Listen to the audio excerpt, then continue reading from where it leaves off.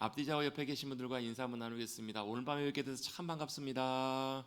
오늘 밤에 뵙게 돼서 참 반갑습니다.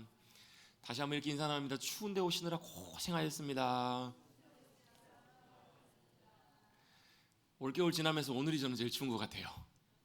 이번 추위가 저번 한 2, 3주 전에도 굉장히 추웠을 때가 있는데 그때도 기온이랑 비슷한 것 같은 느낌은 이번 추위가 더 추운 것 같은 느낌이 들더라고요. 그래서 오늘 저녁에 제가 말씀을 준비하면서 걱정을 좀 했어요. 오늘 한두 분이나 오시려나, 이렇게 추워가지고 오다가 길에서 얼어 죽을까봐 집에서 못 나오시는 분들이 있으실까봐 걱정이 좀 많이 됐습니다. 정말로 발걸음을 옮겨서 주님 전으로 예배하는 자리에 한 분 한 분 나오신 모든 분들을 또 주님의 이름으로 환영하고 주님의 이름으로 축복합니다. 또 더더군다나 우리 3주 만에 뵙잖아요. 그죠? 아니 별로 놀라지도 않으시네요. 매주 수요일날마다 만나다가 지난주는 우리 설 명절 연휴 당일이어가지고 예배를 이제 가정에서 드렸고요. 그 전주에는 성경 통독하느라고, 그래서 보니까 15일날 이제 예배드리고 3주 만에 이렇게 수요일날 예배를 드리신 것 같은데 천만 반가운 거 봅니다. 수요일날 함께 또 예배드리는 우리 성도님들 또 함께 뵙게 돼서 참 반갑고, 또 이 자리에 나오신 한 분 한 분을 또 다시 한번 주님의 이름으로 축복합니다. 3주 만에 우리 다시 한번 이어서 창세기 강해를 이렇게 계속 이어가도록 하겠습니다. 우리가 32장까지 말씀을 우리가 함께 살펴봤는데요. 성경 인물 중에서 여러분 어떤 의미에서 보면 참 훌륭하고 탁월하고 귀한 인물들도 많지만 성경의 많은 인물들 가운데 우리와 아주 비슷한 유형의 인물들을 꼽아보려면 몇 명의 사람들이 좀 있는 것 같아요. 근데 그 중에서 굉장히 우리와 좀 비슷한, 우리가 좀 뭔가 견줘볼 만한 우리 어떤 성격이나 성품이나 이런 부분들이 대단히 탁월하고 뛰어난 사람이라기보다는 좀 평범하고 또 뭐랄까 그냥 어떤 면에서는 좀 의아할 만큼 좀 이렇게 그냥 보통의 사람처럼 여겨지는 인물 중에 한 사람이 바로 야곱이지 않을까라는 그런 생각을 하게 됩니다. 야곱의 삶의 모습을 보면 어찌 보면 정말 평범하고 그냥 저와 여러분 모습으로 볼 때 별로 다를 바 없어 보이는, 여러분 믿음의 위대한 조상이었던 아브라함 보면 여러분 참 어떻게 보면 참 대단하다 싶으시죠? 그렇잖아요. 여러분 아들 칼로 죽일 수 있으시겠어요? 여러분 아들을 칼로 굳이 죽이지 않더라도요, 여러분에게 만약에 하나님께서 여러분의 가장 소중하고 귀한 것 너 나한테 내놓을 수 있냐라고 물어보시면 여러분 어떻게 하실래요? 갑자기 눈을 다 저를 피하시네요. 여러분 하나님께서 만약에 야 너 정말 나 사랑해? 예 주님 제가 사랑합니다. 그럼 네가 제일 아끼고 귀한 건 나 줄 수 있어? 라고 물어보시면 여러분 뭐라고 하실래요? 에이 하나님 농담도 참, 에이 하나님 알겠어요 이러고 넘어가실래요? 아브라함은요 말 한마디 하지 않아요. 이런 방구 없이 하나님께서 바치라 했더니 하나님 왜요? 뭐 때문에 그러세요? 하나님 뭐 무슨 이유 있으세요? 물어보지도 않고 일절 말 없이 그는 어떻게 해요? 즉각적으로 그 다음날 아침 일찍 떠납니다. 짐승에서 떠납니다. 여러분 보면 참 그런 믿음의 순종의 삶의 모습을 보면 참 대단하다 여겨져요. 뭐 요셉, 다윗, 뭐 모세 이런 사람들 보면 참 위대해요. 여러분 홍해 갈라보셨어요? 아무도 못 갈라보셨죠? 그럼 모세는요 지팡이를 들고 그가 손을 들었더니 여러분 홍해가 갈라져요. 엘리야가 기도했더니 죽은 사람이 살아나고요. 여러분 하늘에서 불이 내리고 그래요. 그런 사람들을 보면 정말 위대한 하나님의 믿음의 사람들이다. 근데 그 사람들과 우리와 비교해 보면 어때요?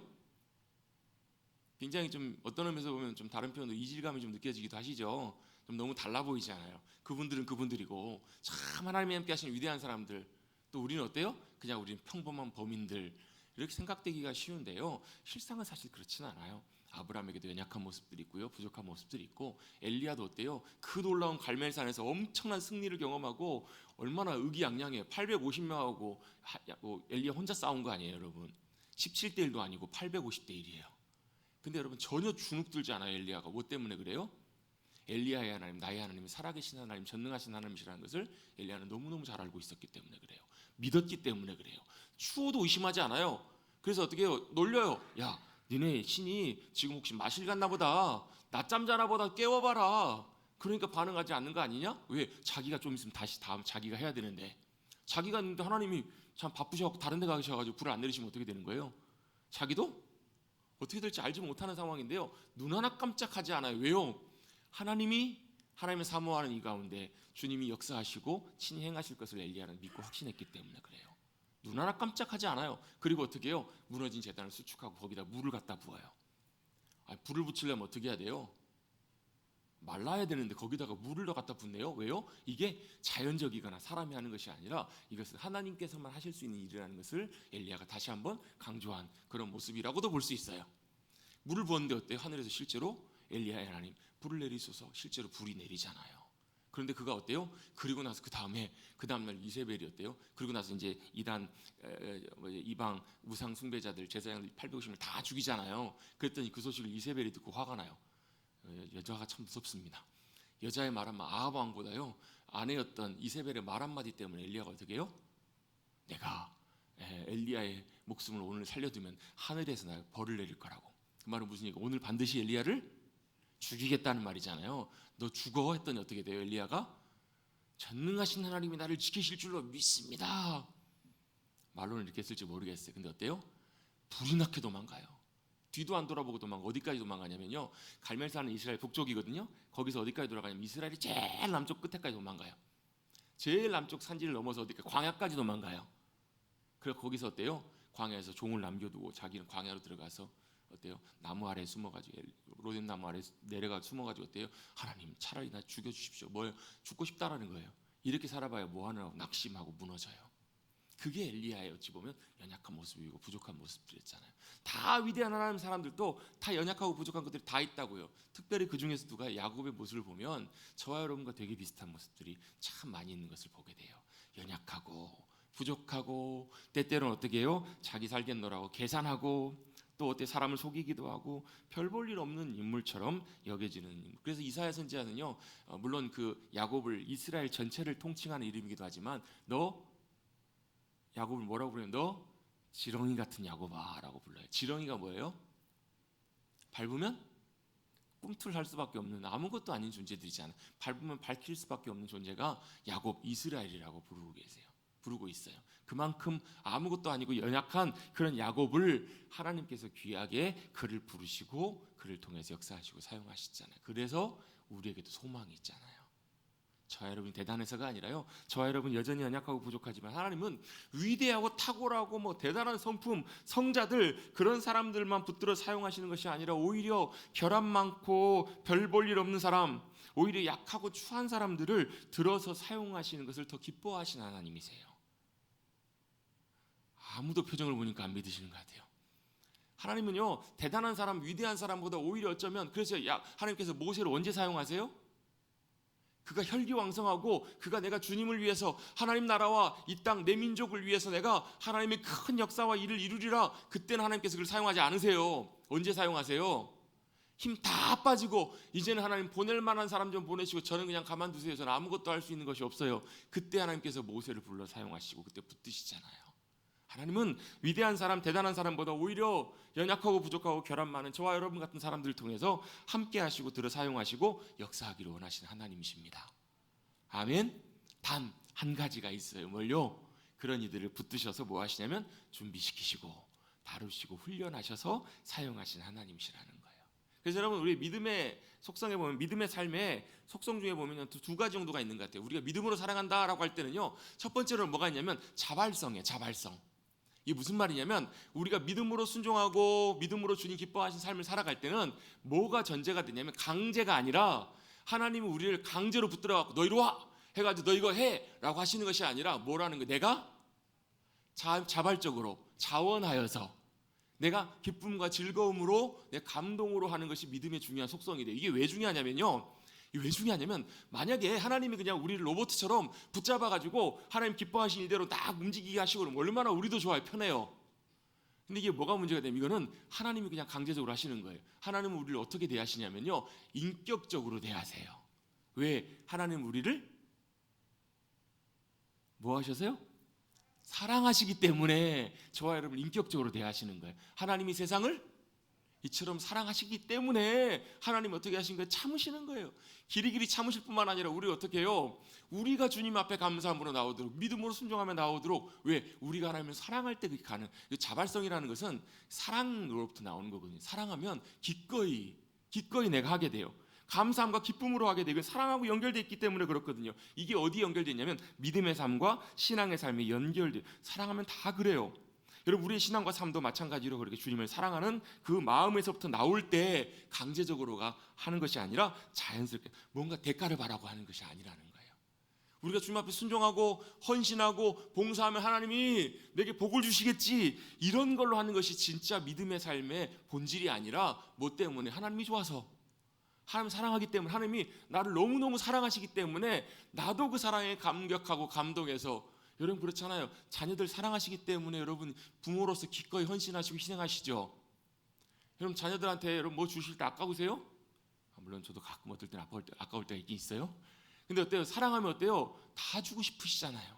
줘도 아깝지가 않아야 정상이에요. 물론 요즘 어떤 분들은 그렇더라고요. 야, 내가 장부 다 기록해놨다. 너 나중에 다 갚아라. 뭐 진담이신 분들도 있긴 있는 것 같아요. 근데 진짜 사랑하면요, 다 퍼주고도 아깝지가 않아요. 그래서 하나님이 저와 여러분을 사랑하셔서 다 퍼주신 거 아니에요. 하나뿐인 아들 예수 그리스도까지 다 내어주시고 그 사랑으로. 로마서 말씀 8장에 그런 말씀이 있거든요. 야, 하나님 아버지가 하나뿐인 가장 소중하고 아끼시는 아들 예수 그리스도 우리를 위해서 내어주셨다면 다른 것 아까워하시겠냐는 거예요. 그럼 하나님 째째하세요? 어떤 분은 그러세요. 하나님 나 안 주시던데, 그렇게 구해도 안 주시던데. 그래서 하나님 어때요? 되게 인색하신 분으로 째째하고, 그래서 우리가 열심히 하면 보고 계시다가 그래 잘하네, 그래 한번 생각해 볼게, 그만큼 헌신했구나, 그래 한번 내가 한번 계산해 볼게, 고민해 볼게 해가지고 그래 요만큼이다 보상처럼 주시는 하나님으로 생각하는 경우들이 많은데요, 절대 그런 분이 아니세요. 예수님이 비유를 말씀할 때 그렇게 말씀하시거든요. 야, 하나님은 어떤 분이시라고요? 그런 못된 아버지가 아니다. 하나님 어떤 분이시라고요? 좋으신 아버지시다 라고 말씀해 주세요. 같이 한번 고백하겠습니다. 좋으신 아버지, 그분이 누구시라고요? 하나님이시라고요. 인색한 분이 아니세요. 그럼 왜 안 주세요? 하나님의 의도와 이유가 있기 때문에 안 주실 때가 있는 것이지, 하나님이 인색하거나 아니면 하나님 뭔 조건적으로 딱 걸어놓고 야, 너 이거 하면 이거 줄게, 이런 하나님이 아니시라는 거예요. 거기에 제일 중요한 전제 조건은 바로 뭐라는 거예요? 사랑 때문에 그렇다라는 거예요. 하나님도 저와 여러분을 사랑하셔서 그러신 것이고, 우리가 믿음으로 자발적으로 순종해서 나가는 것도 뭐 때문에요? 우리가 하나님을 사랑하기 때문에. 여러분 저와 여러분의 믿음의 동기가 주님을 사랑하기 때문에 기쁨으로 할 수 있는 그런 자원하는 동기로 나아갈 수 있게 되기를 주님의 이름으로 축원합니다. 성막 만들 때 어떻게 만들어요? 하나님이 다 설계도 가르쳐 주셨더니 어떻게 해요? 야, 우리 이렇게 지어야 돼. 언약궤 금이 얼만큼 필요? 금이 여러분 어마어마하게 많이 들어가거든요. 여러분 요즘 금값이 한 돈이 50만 원이 넘었죠 이제요. 그때 옛날에 돌잔치 그 돌반지를 안 팔았어야 되는데 돈 없어가지고 다 팔았거든요. 몇 개 없었지만 그거 갖고 있었으면 지금 엄청나게 많이 올랐을 텐데. 여러분 그 돈 뭐 한 돈 정도가 아니라요, 뭐 수십 킬로 수백 킬로 정도 되는 돈이에요. 어마어마한 돈이에요. 그 돈이 다 어디서 나왔을까요? 하나님께서 뭐라고 하세요? 하늘에서 떨어뜨려 주실 수도 있지만 뭐게요? 백성들에게 자원하는 마음으로 하나님께 드리기를 원하는 사람들 있으면 가지고 나와 그랬더니 어떻게 해요? 그들 자원에서 가지고 나오는데요, 모세가 이제 그만해야 될 만큼 넘치도록 사람들이 가지고 나와요. 뭐 때문에요? 감사하는 마음으로. 여러분 그것이 믿음의 귀한 한 측면, 속성이라는 것을 여러분 꼭 기억하십시오. 믿음에는 뭐가 자발성이 동지가 자발성이 전제가 된다고요. 그래서 강제가 아니라 내가 벌 안 받으려고, 내가 복 받으려고, 그게 아니라 주님 사랑하기 때문에 기쁨과 감사함으로 순종하고 따라가는 것. 그런데 믿음의 또 한 가지 속성이 있어요. 자발적이고 자원하는 우리의 마음과 중심이 있다면 또 한 가지는 믿음의 속성 중에 하나가 뭐냐면 훈련의 속성이 있어요. 이게 무슨 말이냐면 내가 자원해서 자발적으로 하는 것은 너무너무 중요해요. 우리의 믿음의 동기가 되기 때문에. 그런데 그것만으로 다 우리의 믿음의 삶이 되는 것이 아니라 자발적인 믿음의 순종과 기반, 우리의 순종, 사랑이 기반한 우리의 믿음의 삶뿐만 아니라 거기에 뭐가 더해져야 되냐면 훈련도 같이 가야 되기 때문에 그래요. 왜 이게 필요하냐면 우리의 마음과 중심과 동기가 주님을 사랑해서 기쁨으로 순종해 가다가도 뭐가 문제가 되냐면 우리의 본성이 문제가 될 때가 있어요. 우리의 본성은 어때요? 여전히 사도 바울이 고백했던 것처럼 내 속 사람으로는, 내 마음으로는 하나님의 법을 기뻐하고 즐거워하고 살기를 원하는데 내 육신의 법은 어떻다라는 거예요? 내 육신의 법은 내 본성대로 간다라는 거예요. 내 본성대로. 본성이라는 게 뭐예요? 배고프면 먹고 싶고, 피곤하면 자고 싶고, 이게 본성이잖아요. 근데 여러분 이런 개인적인 인간적인 본성뿐만 아니라 무슨 본성이 있냐면, 저를 따라 고백해 보겠습니다. 죄인의 본성, 죄의 본성. 죄의 본성이 저와 여러분 가운데 여전히 아직 어디 남아있는, 우리 육신에 남아있는 거예요. 우리의 신분은 변화됐어요. 믿음으로. 어떻게? 하나님이 예수 그리스도를 통해서 우리를 어떻게 하신 거예요? 의롭게 주님이 칭해 주신 거예요. 인정해 주신 거예요. 통과해 주신 거라고요. 근데 여러분 뭐가요? 우리의 삶은, 우리의 여전히 살아가는 우리의 몸과 우리의 육신의 삶과 모든 삶은 여전히 아직 뭐가 남아있는 거예요? 옛날? 습관이 그대로 남아있는 거예요. 여러분 우리나라도 한동안 입양을 아이들이 굉장히 많이 보냈잖아요. 뭐 홀트나 이런 데를 통해서 입양을 많이 보냈는데 특히 뭐 고아나 이런 아이들을 외국으로 입양을 보내면 법적으로 입양 절차가 다 완성이 되고 입양이 다 되면 어떻게 돼요? 그때부터는 법적으로 그 아이가 대한민국에 살던 고아에서 이제는 어떻게 해요? 미국 부모님의 자녀가 되는 거예요. 요즘 그렇게 따기 어렵다는 미국 시민권이 그냥 그 아이가 부모를 통해서 이렇게 받게 되잖아요. 어제까지는 예를 들면 그 절차가 진행되기 전까지 어제까지는 이 아이가 어떤 아이였어요? 부모가 없는 고아였어요. 그냥 대한민국 국민이었다고요. 근데 이 절차가 딱 마무리되고 법적으로 땅땅땅 결정이 나자마자 뭐가 돼요? 이 아이는 미국 부모님을 부모님으로 둔 미국 시민이 된 거예요. 이게 이 아이가 한 게 있어요, 없어요? 없어요. 그냥 부모가 이 아이를 선택한 것이고 법적으로 모든 절차가 처리가 되니까 그냥 그대로 이 아이가 미국 국민이 된 거예요. 그런데 어때요? 얼굴 생김새는 그대로 옛날 모습 그대로예요. 먹는 것도 어때요? 얼마나 여러분 처음에는 쉽지 않았겠냐고요. 왜? 한국 음식이 훨씬 익숙하니까. 근데 이제는 어떻게 살아가는 거예요? 이제는 미국 부모님 밑에 살아가는 미국 자녀로 미국 시민으로 이제는 조금씩 익숙해져 가는 거예요. 사라져 가는 거예요. 그게 뭐라고요? 우리의 믿음의 삶이에요. 그래서 그 삶에는 뭐가 필요하냐면 때때로 훈련이 필요할 때가 있어요.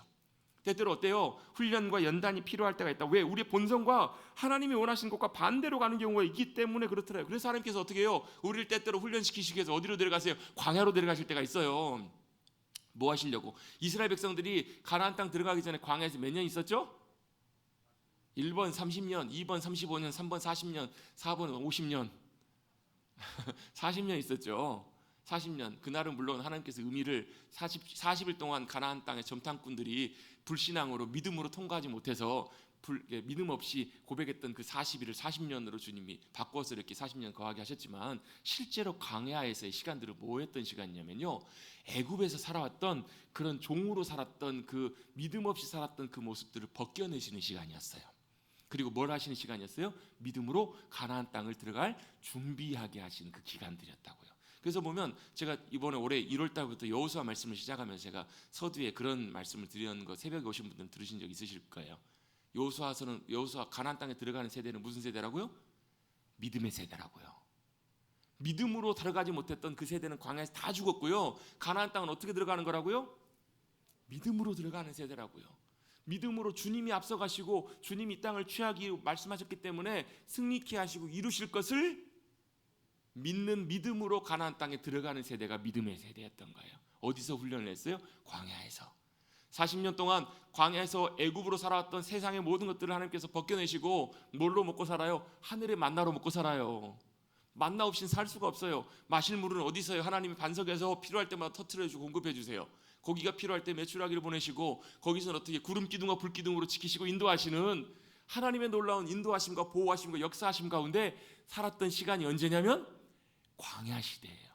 그래서 여러분 어찌 보면 결과론적인 얘기지만 이스라엘 백성들에게 있어서 가나안 땅에 들어가서 안식하고 있었을 때보다 영적으로는 광야에서 있을 때가 오히려 어쩌면 더 나았을지도 몰라요. 왜요? 가나안 땅에 들어가니까 사람들이 어때요? 야, 이제는 끝났다. 전쟁의 싸움에서 끝나고 마음이 안식을 누리고 마음이 안일해지니까 어때요? 다른 데로 눈이 기웃기웃거리기 시작해요. 여호수아가 죽자마자 그 다음 세대부터 어떻게 해요? 하나님을 마음으로부터 떠나기 시작해요. 광야에서는 안 그랬거든요. 왜요? 광야에서는 어때요? 하나님의 도우심과 공급하심과 인도하심과 보호하심 없이는 한순간도 살 수 없는 곳이 광야였기 때문에 그렇잖아요. 그 찬양이 있어요. 왜 나를 깊은 어둠 속에 인도하시는지, 광야를 지나며라는 찬양에 보면 그런 가사가 나오거든요. 왜 하나님 나를 이렇게 인도하시는지. 근데 돌아놓고 보면 그 시간이 너무너무 소중하고 너무너무 귀한 시간이거든요. 왜요? 믿음으로 세워져 가고 믿음으로 다루어져 가는 귀한 시간들이기 때문에 그래요. 하나님께서 저와 여러분을 광야로 인도하실 때 그것이 참 쉽진 않지만 하나님의 의도와 마음을 아시고 믿음으로 잘 훈련돼 가시는 저와 여러분 되시기를 주님의 이름으로 축원합니다. 왜요? 믿음에는 훈련의 과정이 반드시 필요하기 때문에 그래요. 그래서 어때요? 어려움과 문제를 주실 때가 있어요. 며칠 전에 지난 주일날 어떤 분하고 이렇게 같이 대화를 하다가 그분이 그런 얘기를 하시더라고요. 하나님은 참 우리를 훈련시키게 가지고 뭔가 배우게 하실 때 큰 어려움과 문제를 꼭 주시는 것 같다고. 그냥 가르쳐 주시고 그냥 배우게 하시면 좋을 것 같은데 큰 것도 표현이 그래요.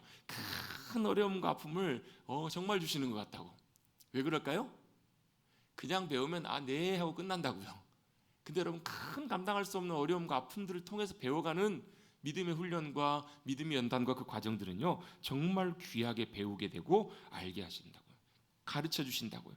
여러분, 쉽게 알면 쉽게 배우면 금방 잊어버려요. 그런데 그렇지가 않으면 여러분, 어려움 가운데 깨닫고 배우는 것들은 우리가 쉽게 잊혀지지가 않아요. 여러분, 우리가 예수님 처음 믿을 때 하나님의 은혜 때문에 참 감사해요. 하나님 참 감사해요. 믿음 생활하는 게 참 즐거워요. 기뻐요. 근데 어때? 시간이 좀 지나고 나면? 그래요, 안 그래요? 그렇지 않은 경우들이 많아요. 왜요? 그 과정들, 그 다음 과정이 뭐냐면 어려움과 힘든 상황들을 통해서 뭐 하는 거예요? 하나님이 우리를 때때로 빚어가시고 연단해 가시고 훈련해 가시는 과정들로 인도해 가시기 때문에 그래요. 그것이 바로 하나님의 다루심이기 때문에. 그래서 여러분, 하나님은 누굴 사랑하세요? 사랑하신 자를요, 하나님이 더 다루시고 더 빚어가시고 더 더 강하게 연단하시고 훈련하시는 경우들이 많아요.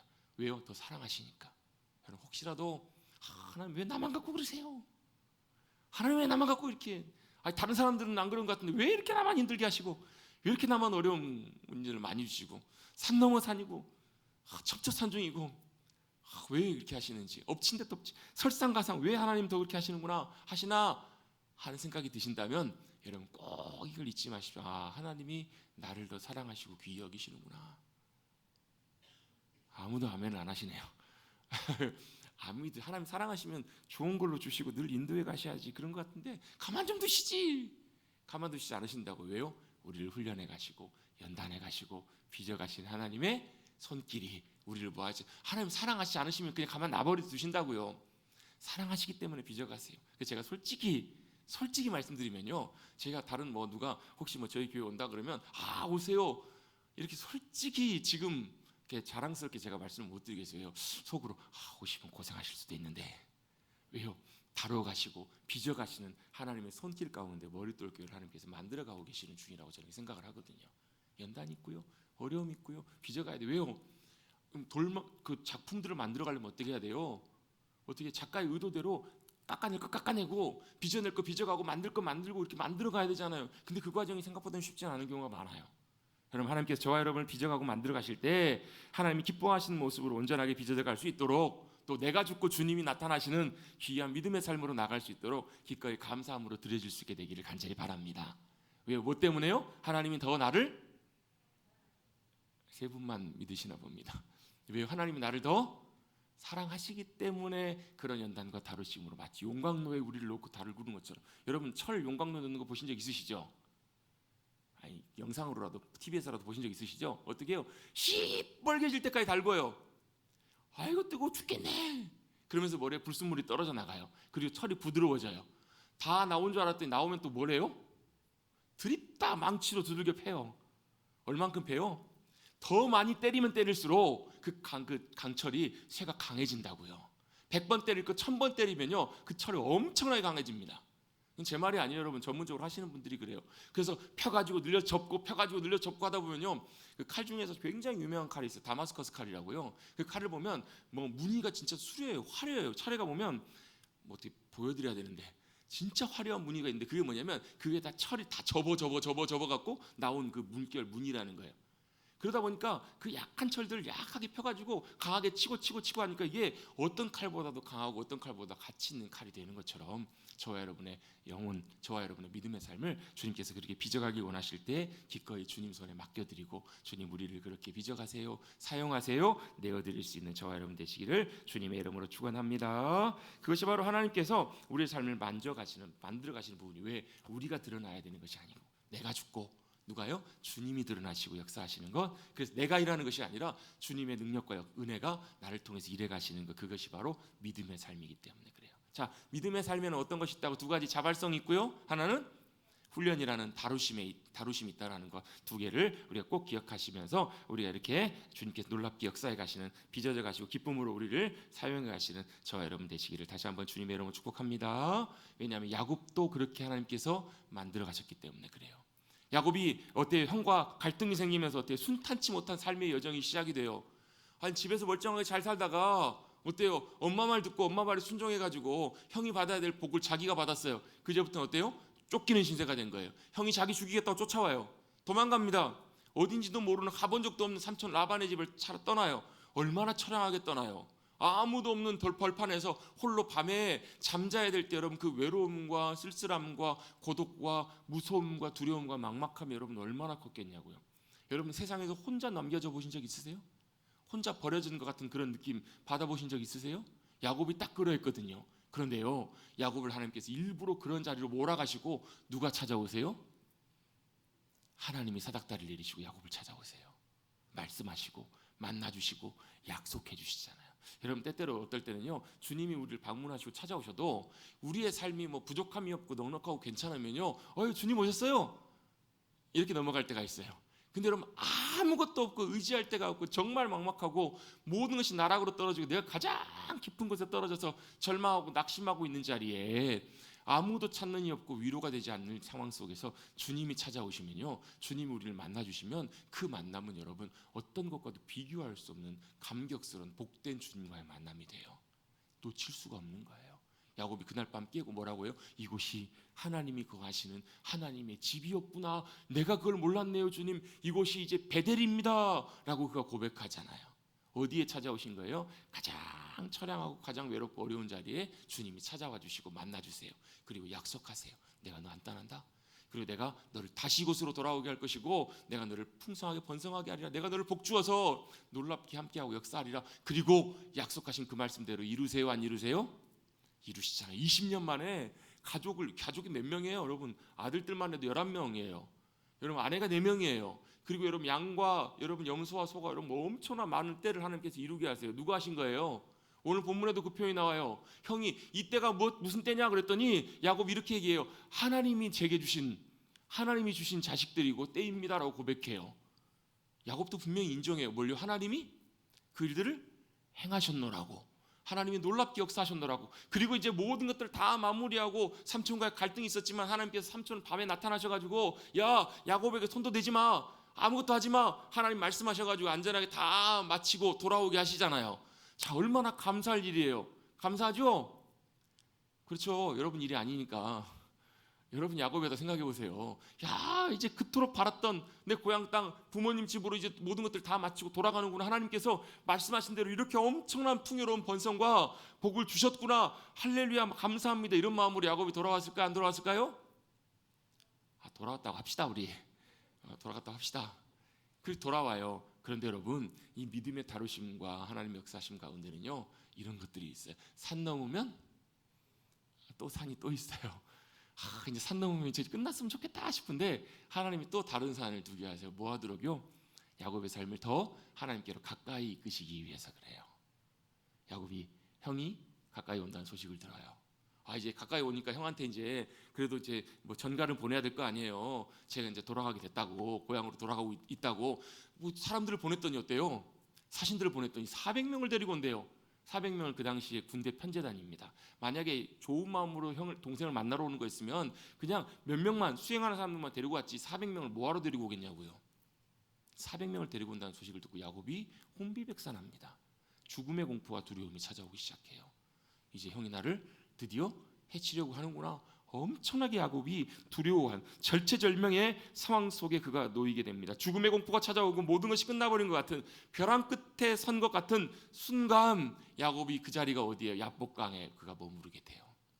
이제 이 강을 건너면 내일 형을 만나야 되는 그런 상황 속에 야곱이 처하게 됩니다. 야곱 입장에서 보면 절박하고 절체절명의 상황과 순간 속에서 그가 하나님께서 그를 그렇게 몰아내셨을 때 그가 했던 것은 바로 뭐냐면 그 하나님을 붙드는 것이었어요. 야복강에서 누구를 붙들어요? 천사라고 나와 있지만 어떤 사람이라고 나와 있지만 실제로 그가 내가 하나님의 얼굴을 배웠습니다. 분이엘의 아침을 경험한 야곱의 고백을 놓고 볼 때 야곱도 알았던 것 같아요. 그는 하나님을 붙들어요. 그리고 어떻게 해요? 절대로 놓을 수가 없었던 거예요. 왜요? 자신의 생사, 자신의 죽고 사는 것, 자신의 모든 것이 이제 이 밤에 달려있기 때문에 자기는 아무것도 이제 할 수 있는, 자기가 사실 할 만큼은 다 하잖아요.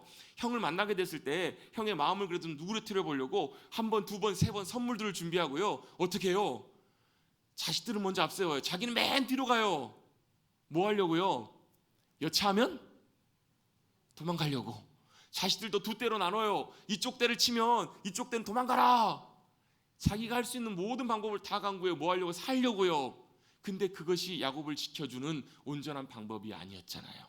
야곱의 보호, 야곱의 승리, 야곱의 생명을 보존하는 것, 야곱이 이 문제를 넘어가는 방법, 이 문제를 넘어가는 유일한 방법과 길은 어디에 있었어요? 하나님을 붙드는 것에 있었잖아요. 여러분, 이 야복강가에서 야곱이 주님과 씨름하며 주님을 놓자, 주님, 제가 당신이 나를 축복하지 않으시면, 이 말은 무슨 얘기예요? 이 문제 앞에서, 이 문제 가운데 나를 도우시지 않으면, 이 문제 가운데서 역사하지 않으면 나는 절대로 당신을 놓을 수가 없습니다. 왜? 이것밖에 방법이 없다라는 거예요. 주님을 붙들 수밖에 없는 야곱의 절체절명의 상황 속에서 야곱은 하나님을 붙들고 처절하게 뭐하고 있는 거예요? 기도한다고 해봅시다. 야곱이 기도하고 주님을 붙들었던 거예요. 여러분, 그 자리가 야곱의 삶을 바꾸잖아요. 야복강가에서 그날 밤을 보내는 그 순간 그 자리가 누굴 바꿨냐면 야곱을 바꿔요. 야곱에게 주님께서 뭐라고 말씀하세요? 너를 이제 앞으로 야곱이라고 하지 말고 이스라엘이라고 하라. 이스라엘의 뜻이 무슨 뜻이라고요? 성경에 보면 이렇게 설명되어 있습니다. 하나님과 겨루어 싸워서 이겼다. 근데 여러분, 이스라엘의 이름의 뜻에 보면 이렇게 해석할 수 있는 부분이 있어요. 뭐냐면 하나님이 우리를 위해 싸우신다. 하나님이 위하여 싸우신다. 무슨 얘기예요? 하나님이 누구를 위해 싸우시겠다라는 거예요? 야곱을 위해 싸우시겠다라는 거예요. 그래서 여러분, 여호수아서 맨 마지막 어제 요즘 읽고 있는 본문에 보면 여호수아가 했던 고백이 있어요. 뭐라고 고백해요? 하나님이 우리를 위해 싸우셨다고. 그래서 가나안 땅에 승리하게 된 비결이 뭐라는 거예요? 하나님이 우리를 위해 싸우셔서 여러분, 가나안 땅에 누가 이긴 거예요? 이스라엘 백성들이 나와 싸워서 이긴 거잖아요. 여리고성 누가 무너뜨렸어요? 그랬더니 옛날에 주일학교 어떤 학생이 제가 안 무너뜨렸는데요. 그랬더니 그 담당하시는 선생님 불러놓고 아니 얘가 이렇게 대답을 하냐 그랬더니 선생님이 뭐라 그래요? 아, 나도 이 학생을 믿는다고. 절대 이 학생이 그럴 리가 없다고. 여러분, 여리고성 누가 무너뜨렸나요? 여호수아가 무너뜨린 것이 아니라, 이스라엘이 무너뜨린 것이 아니라 하나님께서 무너뜨리시잖아요. 그게 가나안 땅을 점령하는 하나님의 전쟁의 방법이셨어요. 그런데 여러분, 그것은 여러분 우리의 삶에도 동일하게 적용이 돼요. 우리가 여리고성과 맞서 싸울 때 누가요? 하나님이 우리와 함께 하시고 우리를 위하여 싸우시는 하나님의 역사하심이 함께 하셔야 우리 가운데 진정한 영적인 승리가 있어요. 골리앗을 누가 쓰러뜨렸어요? 모든 사람들이 다 얘기를 해요. 다윗이 물맷돌로 골리앗을 쓰러뜨렸다고. 아니요. 골리앗은 물맷돌을 돌린 거고 맞춘 것이고 쓰러뜨리신 분은 누구시냐면 하나님이세요. 너는 칼과 창과 단창으로 내게 나오지만 나는 뭘로 나간다고요?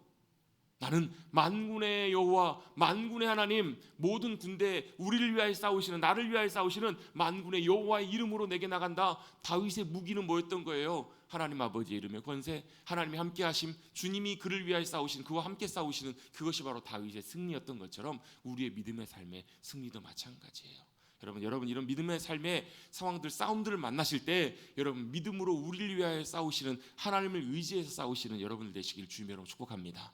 내가 싸우지만 내가 싸우면요 여러분 이겨도 저도 별 의미가 없어요.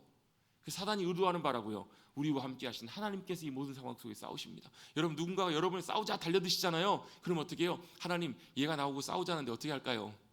하나님이 위해서 싸워주십시오. 하나님이 대신 대적해 주십시오. 하나님이 그들과 싸우시고 대적해 주십시오. 여러분, 영적인 싸움은 이렇게 승리하는 싸움인 줄로 믿습니다.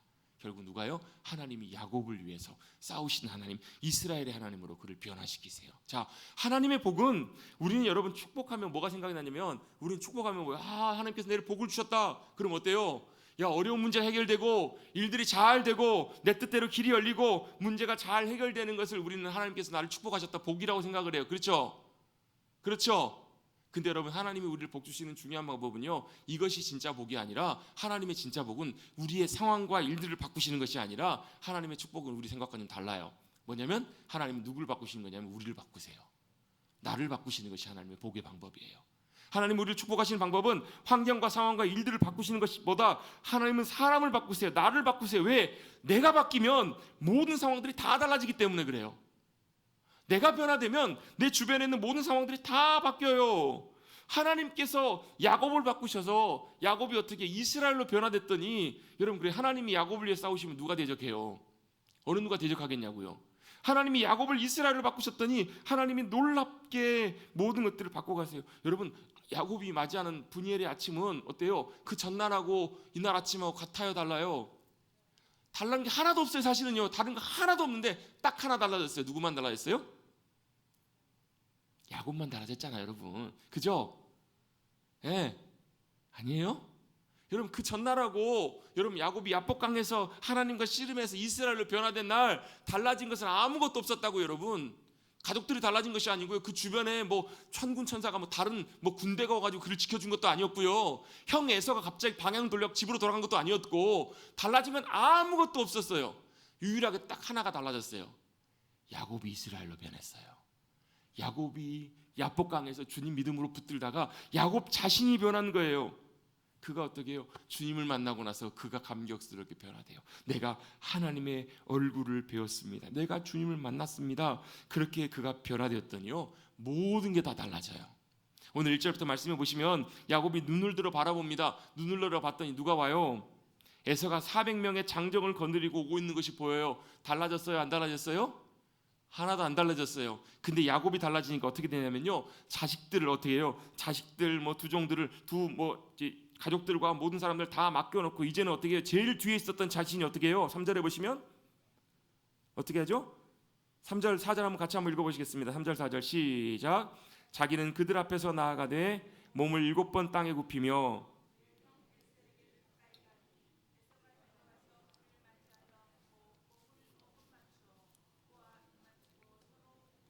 아멘. 자, 야곱이 달라지고 나니까요, 맨 뒤에 두려워서 숨었던 야곱이 어때요? 맨 앞으로 달려나와요. 어찌 보면 야곱 입장에서는 얼마나 이 문제를 피하고 싶었겠냐고요. 예수님처럼 야복강가에서 기도하면서 하나님 이 잔을 옮기실 수 있으면 형을 좀 돌려서 돌아가게 하십시오, 이렇게 기도했을 수도 있었겠죠. 어쩌면 그렇게 기도했을지도 몰라요. 하나님 형 돌아가게 하시고 날 좀 살려주십시오. 근데 하나님 어떻게 해요? 형 에서를 돌아가게 하신 것이 아니라 야곱을 바꿔버리세요. 야곱이 변화됐더니요, 야곱이 어때요? 그 문제를 회피하는 것이 아니라, 두려워서 피하는 것이 아니라 맨 앞으로 달려나가요. 맨 앞으로 달려나가서 어떻게 해요? 몸을 7번 굽혀요. 여러분, 한 번 절하는 것이 아니라 7번이나 절합니다. 엊그저께 설날 세배라는데 우리 막내 언니들이 가르쳐주더라고요. 야, 할아버지 할머니한테 2번 절하면 안 돼. 왜요? 우리 보통 전통적으로 2번 절은 이제 뭐 돌아가신 분들한테 2번 절한다고 보통 절을 그렇게 하잖아요. 그걸 가르쳐 주더라고요. 근데 한 번도 아니고 2번도 아니고 몇 번이요? 7번이나 엎드리는 거예요. 뭐 하는 거예요? 진짜 야곱이 달라진 거예요. 완전히 그 형 앞에서 완전히 자기를 굴복하고 완전히 엎드려요. 그 문제를 회피하잖아요. 피하잖아요. 20년 만에 만난 형과 어떻게 해요? 목을 어긋맞추고 또 함께 입 맞추고 서로 울어요. 아마 야곱이 그렇게 엎드리는 모습을 보면서 에서의 마음이 아마 움직이지 않았을까 싶어요. 완전히 달라져 버리는 야곱. 자기 쌍둥이 동생이었지만 그 이전까지는 보기도 싫고 정말로 막 죽여버리고 싶을 만큼 미웠던 야곱의 모습이 어때요? 지금 한순간에 그 앞에서 변화되는 그 모습들을 보게 됩니다. 여러분, 상황들이 변화되지 않아도요, 내가 바뀌고 변화되면 하나님께서 나를 통해서 상황과 환경들을 다 바꿔 가십니다. 아멘? 예, 그게 주님이 일하신 방법이기 때문에 그래요. 그게 하나님의 나라가 임하시는 방법이기 때문에 그렇다고요. 하나님의 나라가 어떻게 임해요? 하나님, 우리가 기도할 때 하나님 저것들 변화시켜 주시옵소서. 하나님 뭐라 그러세요? 야, 너부터 변화되고 이러신다고. 왜? 내가 변화되면요, 나를 통해서 하나님께서 주변을 바꾸세요. 그 제일 중요한 게 뭐예요? 제일 큰 하나님의 복은 하나님이 나를 바꾸시는 거예요. 나를 뭘로요? 복의 통로로요. 하나님은 야곱을 바꾸시고요, 야곱을 통해서 형과의 그 갈등과 아픔의 모든 것들을 다 풀어가게 하세요. 여러분, 사실 이 20년 전에 이 갈등이 여러분 쉽게 풀릴 문제예요? 아니에요? 아니잖아요, 여러분. 이거 여러분 쉽게 풀리지 않아요. 근데 여러분, 그가 야곱이 엎드리면서 서로 달려와서 어때요? 껴안고 목은 맞춰 서로 울어요. 여러분, 서로 울면 어떻게 돼요? 여러분, 감정적으로 여러분 울음이 터지고 나면 서로 마음에 여러분 쌓였던 것들이 한꺼번에 싹 녹아져가는 경우들이 있잖아요, 여러분. 여러분, 물론 감정적으로 대응하는 것은 좋은 것은 아니지만 감정이 갖고 있는 또 굉장한 큰 힘이 있습니다. 해결할 수 없었던 문제들도 감정이 먼저 풀리고 나면 이 문제들이 사그르르 언제 그랬냐는 듯이 문제가 풀려지는 경우도 있어요. 근데 여러분, 언제 우리의 감정대로가 아니라 우리가 감정을 우리 마음대로 좋게 풀어주는 것이 아니라 누가? 성령님이 역사하셔서 주님의 은혜가 함께 하셔서 이 감정의 문제들이, 감정의 갈등들이 싹 풀려지게 되면요, 다른 문제들이 그렇게 풀릴 수 없었던 꼬였던 문제들도 한순간에 언제 그랬냐는 듯이 사그리 풀려져 버린 경우들이 있어요. 이 에서와 야곱의 관계처럼요.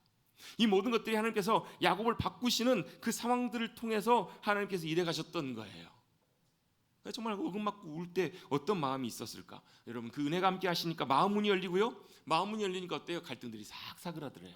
그리고 어때요? 이제 또 뭐예요? 지갑도 흘려요. 제 표현대로 놓고 보면 어때요? 형이 이것도 이 예물들은 무엇이냐 그랬더니 제가 형을 위해서 제가 형에게 은혜를 입었으면 형이 저를 기뻐하시면 제가 이 예물을 형에게 기쁨으로 드리기로 원하는 선물입니다. 그랬더니 형이 뭐라 그래요? 아우야 괜찮다 됐다 나는 충분하니까 이 선물 마음만 받을게 이렇게 얘기를 하잖아요. 그러면 여러분 생각해 보세요. 여러분 같으면 어떻게 하시겠어요? 만약에 야곱이 변화되기 전에 예전의 야곱이었으면 저는 이랬을 것 같아요. 어땠을까요? 아니요 형 그래도 받으셔야죠. 형 굳이 그러시겠다면 제가 이거 형 받으신 걸로 하고 제가 그러면 제가 잘 갖고 있겠습니다. 아마 야곱 같은 옛날 같았으면 이랬을지 모르겠어요. 왜요? 야곱은 그런 사람이었잖아요. 야곱은 절대 손해보지 않는 사람이었잖아요. 근데 어때요? 뭐가 열려요? 지갑이 열려요. 그냥 기꺼이 형에게 자기의 모든 소유를 바치는 것을 드리는 것을 선물로 주는 것을 아까워하지 않아요. 아까워하지 않으면서 형이요 제가 형에게 기쁨이 되었다면 형이 저를 마음을 받으셨다면 제 모든 것을 받아주십시오. 그리고 다른 것 바라지 않고 어때요? 형이 나를 받아주는 것을 위해서 감사하고 기뻐해요 하면서 했던 중요한 표현이 있습니다. 10절입니다. 10절 말씀 같이 한번 읽어볼게요. 시작. 야곱이 이르되 그렇지 아니하니이다. 내가 형님의 눈앞에서 은혜를 입었사오면 청하건대 내 손에서 이 예물을 받으소서. 내가 형님도 나를 기뻐하심이니이다. 아멘. 뭐라고요? 누구를 봤다고요? 형님의 얼굴을 배웠더니 하나님의 얼굴을 배운 것 같다라고 그가 고백해요. 왜 그랬을까요? 에서의 얼굴이 하나님의 얼굴로 바뀌어서. 아니죠. 누가 바뀐 거예요? 야곱이 변화되었어요. 야곱의 눈이 변화되고요, 야곱의 삶이 바뀌고 야곱의 가치관이 바뀌고 야곱의 영혼이 변화되게 된 거예요. 여러분 사도 바울이 사울 시절에 예수님을 만난 다음에 그의 눈에서 비늘이 벗겨지잖아요. 그리고 다시 보게 된지라, 이 다시 본다는 말이 아나블레포라는 말인데요, 아나라는 말이 다시라는 말도 있고 위로라는 말도 있어요. 그가 눈에 비늘 같은 것이 벗겨지고 나니까 이제 뭐가 보여요? 제대로 보이기 시작하는 거예요. 제대로 누가 보여요? 주님이 보이고요, 주님을 통해서 바라보는 세상이 달리 보이기 시작한 것처럼 야곱이 그 은혜를 경험하게 되는 거예요. 여러분 옛날에 유명한 일화가 있잖아요. 무학대사하고 태조하고 얘기를 하면서 태조가 무학대사를 보면서 뭐라고요? 농담으로 한 얘기지만 참 돼지 닮으셔, 돼지 같다고. 그랬더니 무학대사가 뭐라 그래요? 태조를 보면서도 뭐 붙여갔습니다 이렇게 얘기를 하잖아요. 그러면서 결론이 뭐예요? 돼지 눈에는 돼지만 보이고 부처 눈에는 붙여놓는. 여러분 이런 차원 일인 거 아니고, 여러분 그냥 단순히 우리 마음 먹게 달렸다 그런 차원의 일이 아니라, 여러분 정말로 주님이 기뻐하시는 주님의 눈과 모든 것들로 세상을 바라볼 수 있는 변화가 누구에게 임한 거냐면 야곱에게 임한 거예요. 그랬더니 그 원수 같았던 형도, 정말로 피하고 싶었던 형도 뭘로 보여요? 하나님의 얼굴을 뵙는 거죠. 왜? 그의 눈과 그의 얼굴에 하나님의 은혜가 씌워지고 하나님의 함께 하심에 감격적인 경험이 있었기 때문에 그래요. 여러분 우리도 야복강가에서 함께 하시고 역사하시는 그 주님을 배웠고, 우리가 변화되고 우리의 심령과 우리의 삶과 마음과 중심과 가치관과 생각이 온전하게 변화되어서 주님의 기쁨으로 드려질 수 있는 저와 여러분 우리 모두가 되시기를 간절히 주님의 이름으로 축원합니다. 그리고 나서 이 형이 같이 가자라고 하는 호의를 간곡하게 양해를 구합니다. 왜 양해를 구했을까? 여러 가지 의미가 있겠지만 이제는 형이 안 지켜주셔도 됩니다. 이제는 하나님이 나를 지키시고 붙드십니다. 그리고 새 땅보다 하나님이 약속으로 주신 땅, 돌아가야 될 땅이 더 가까웠기 때문에 그 이제 더 이상 불안해하지도 않고 하나님의 보호 가운데 있음을 그가 고백하고 형의 부탁을 완곡하게 또 양해를 구하고 있는 모습을 보게 됩니다. 그리고 나서 그곳에 숫곳 그 가축들이 머물 수 있는 우릿간을 짓고 나서 그가 거기에 제단을 쌓고 고백했던 고백이 바로 무엇인가? 20절입니다. 20절 한번 보실게요. 20절에 뭐라고 나오죠? 그 제단을 쌓고 그 이름을 엘 엘로헤 이스라엘. 무슨 말인가요? 엘 엘로헤 이스라엘이란 말이 무슨 말이냐면 바로 전능하신 이스라엘의 전능하신 하나님이란 뜻입니다. 이스라엘 하나님은 어떤 하나님이세요? 전능하신 하나님. 야곱의 하나님은 어떤 하나님이세요? 전능하신 하나님. 저와 여러분의 하나님은 어떤 하나님이십니까? 엘 엘로헤 이스라엘. 하나님은 우리의 전능하신 하나님, 우리의 삶을 보호하시고 지키시고 인도하신 하나님, 나를 변화시키시고 바꾸셔서 하나님의 영광을 보게 하시고 하나님의 눈으로 세상을 보게 하시는, 그래서 모든 갈등과 모든 것들을 하나님의 마음으로 하나님의 은혜와 능력으로 회복시켜가는 데 귀하게 쓰임받는 주님의 기쁨의 통로들이 되시는 저와 여러분 되시기를 주님의 이름으로 축원합니다. 같이 한번 저를 따라 고백하고 있습니다. 형님의 얼굴을 배운 즉 하나님의 얼굴을 본 것 같습니다. 아멘. 여러분 왼수들이 생각나실 때 왼수들을 바라보시면서 하나님의 얼굴을 뵌 것 같습니다. 아무도 아멘 안 하시네요. 이렇게 고백하실 수 있는 이런 은혜가 함께 하시는 저와 여러분 되시기를 간절히 바랍니다. 옆에 계신 분들 보시면서 한번 이렇게 축복하며 인사 한번 하십시다. 하나님의 얼굴 뵌 것 같습니다. 하나님의 얼굴을 뵌 것 같습니다. 하나님의 얼굴을 뵌 것 같습니다. 아멘. 그런 은혜가 우리 모두 가운데 함께 하시기를 간절히 바랍니다. 찬송하겠습니다. 찬송가 370장 우리 함께 찬송하고 기도하겠습니다.